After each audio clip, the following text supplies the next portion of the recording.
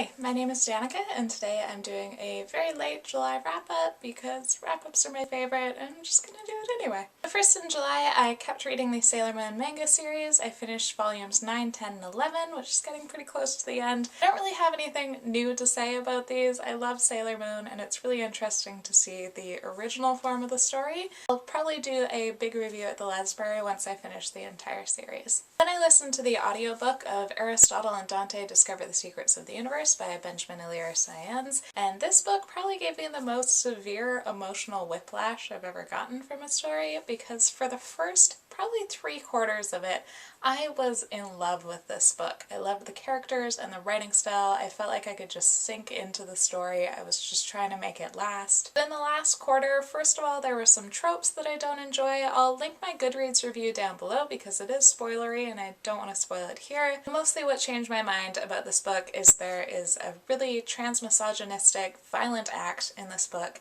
and not only was that horrifying and unnecessary, but I was also really surprised and disappointed that I hadn't really heard any trigger warnings around this book.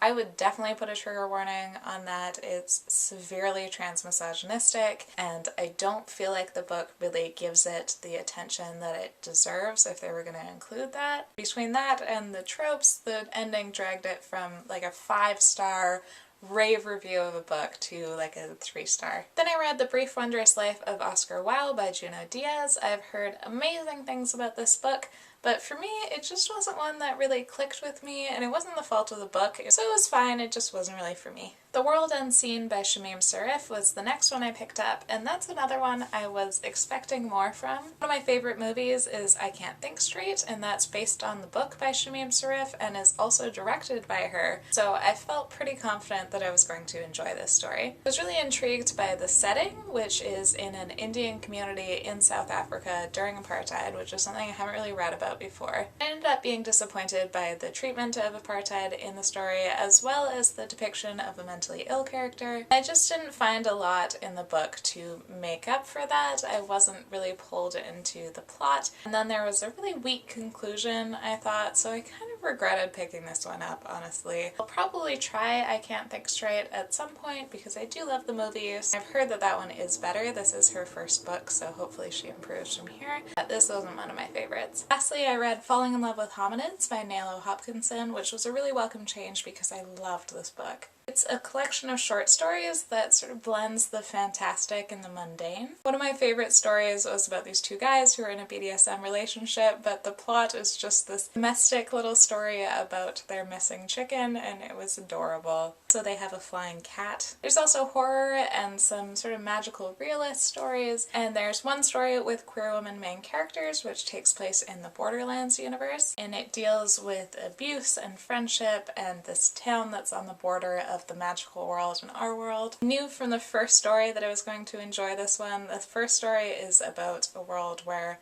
once people become adults, they turn into werewolves. After that, I was just savoring every story and trying to draw out the experience of reading it. I'll link my Lesbury review down below, but I can't recommend this one highly enough. Salt Roads by Naoko Takeuchi is another one of my favorite and also queer books, so now I am definitely going to read all of her backlist. So that was a really good way to end the month. And those were all the books I read in July. Thank you for watching. Bye!